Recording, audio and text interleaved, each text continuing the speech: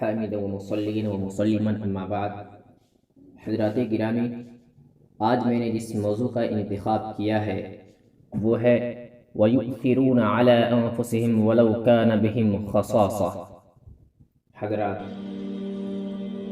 مسلمانوں کی تاریخ ایثار و قربانی کے واقعات سے بھری پڑی ہے۔ جب میں اپنی روشن اور سنہری تاریخ کو دیکھتا ہوں تو مجھے اپنی قسمت پر ناز بھی آتا ہے کہ میں ایک ایسے مذہب کو ماننے والا ہوں جس نے اخلاقیات کے حوالے سے بڑی عمدہ تعلیمات دی ہیں، اور اس کے ماننے والوں نے نہایت روشن مثالیں قائم کی ہیں۔ صحابہ کرام رضی اللہ تعالی عنہم نے اپنے قائد، اپنے رہبر و رہنما اور سرور کائنات صلی اللہ علیہ وسلم سے بہت کچھ سیکھا اور اسے اپنی عملی زندگی میں بھی اپنایا۔ حضرات، مسجد نبوی میں شام کے وقت ایک مسافر آتا ہے۔ مہمان کو بھوک لگی ہوئی ہے، اسے اپنی بھوک مٹانی ہے۔ جانتے ہیں یہ کس کا مہمان ہے؟ یہ اللہ کے رسول کا مہمان ہے، اور آپ تو جانتے ہیں کہ اللہ کے رسول سب سے بڑے مہمان نواز تھے۔ آپ نے اپنی ایک اہلیہ کے ہاتھ پیغام بھیجا، ایک مہمان آیا ہے، اس کو کھانا کھلانا ہے، گھر میں کھانے کے لیے کچھ ہے؟ جواب میں ہماری ام المؤمنین نے کہلوا بھیجا کہ گھر میں پانی کے سوا کچھ نہیں۔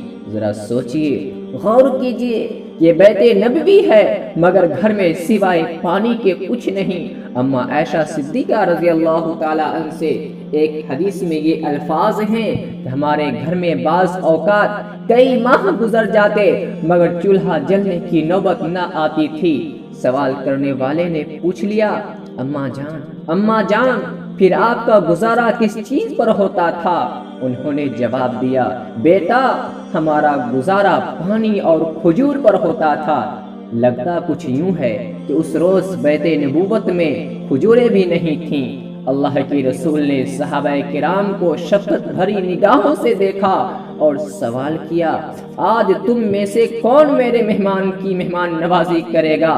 صحابہ کرام میں سے ایک صحابی سیدنا ابو طلحہ انصاری رضی اللہ تعالی عنہ کہتے ہیں، اللہ کے رسول، آپ کے اس مہمان کی مہمان نوازی میں کروں گا، میں اسے اپنے ساتھ گھر لے جاتا ہوں۔ سیدنا ابو طلحہ انصاری رضی اللہ تعالی عنہ مدینہ کے بڑے مشہور اور امیر لوگوں میں سے تھے۔ ان کا گھر مسجد نبوی سے ملا ہوا تھا، بلکہ اب تو وہ مسجد نبوی کا حصہ بن چکا ہے۔ ان کی اہلیہ سیدنا ام سلیم بھی بڑی عظیم صحابیہ تھیں۔ گھر میں چھوٹے چھوٹے بچے تھے، رات کا وقت تھا، اندھیرا پھیل چکا تھا۔ سیدنا ابو طلحہ نے مہمان کو ساتھ لیا اور اپنے گھر آ گئے۔ مہمان کو مہمان خانہ میں بیٹھایا، اپنی اہلیہ سے کہا یہ اللہ کے رسول کا مہمان ہے، اس کی عزت کرنی ہے۔ حضرات، مہمان کی عزت کیا ہے؟ یہی کہ اس کی تکریم کی جائے، اسے پیٹ بھر کر کھانا کھلایا جائے، اس کا مسکرا کر استقبال کیا جائے۔ اللہ کے رسول کی مشہور حدیث ہے، من کان یؤمن باللہ والیوم الآخر فلیکرم ضیفہ، یعنی کہ جو شخص اللہ اور روز قیامت پر ایمان رکھتا ہے اسے چاہیے کہ وہ اپنے مہمان کی عزت کرے۔ قربان جائے اس صحابی رسول پر۔ سیدنا ابو طلحہ اپنی اہلیہ سے پوچھ رہے ہیں، اس وقت گھر میں کھانے کے لیے کیا کچھ ہے؟ انہوں نے جواب دیا، گھر میں سوائے بچوں کی خوراک کے اور کچھ نہیں۔ دونوں میاں بیوی آپس میں مشورہ کر رہے ہیں کہ کھانا تو ایک فرد کا ہے، بچوں کو کیا کھلایا جائے؟ سیدنا ابو طلحہ اپنی بیوی ام سلیم سے کہتے ہیں، ایسا کرو کہ کھانا تیار کرو، بچوں کو بھوکا سلا دو، جب مہمان کھانے کے لیے بیٹھ جائے تو چراغ کو بجھا دینا۔ حضرات ام سلیم اور ابو طلحہ رضی اللہ تعالی عنہم ایثار و قربانی کی ایک نئی داستان رقم کرنے جا رہے ہیں۔ سیدنا ام سلیم نے کھانا تیار کرنا شروع کیا۔ رات ہو چکی تھی، بچوں سے کہا جاتا ہے کہ تم سو جاؤ۔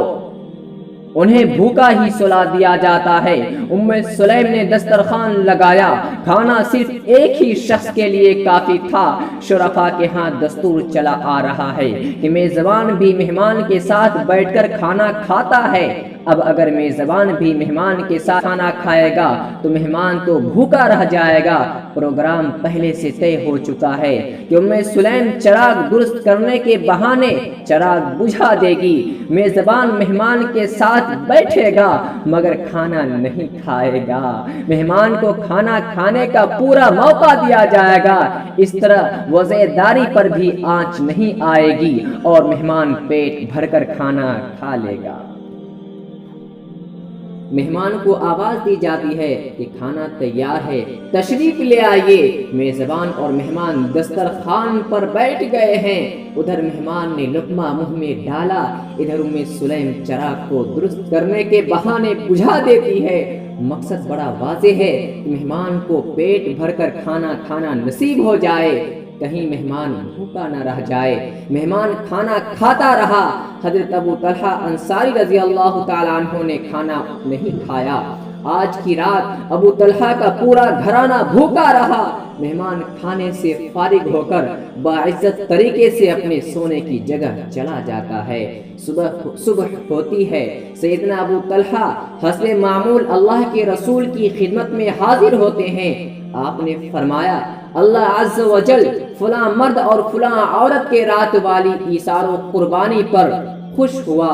حضرات، اللہ رب العزت نے ایسی ہی شخصیات کے بارے میں سورۃ الحشر آیت نمبر 9 میں فرمایا ہے، وَيُؤْثِرُونَ عَلَىٰ أَنفُسِهِمْ وَلَوْ كَانَ بِهِمْ خَصَاصَةٌ وَمَنْ يُوقَ شُحَّ نَفْسِهِ فَأُولَٰئِكَ هُمُ الْمُفْلِحُونَ۔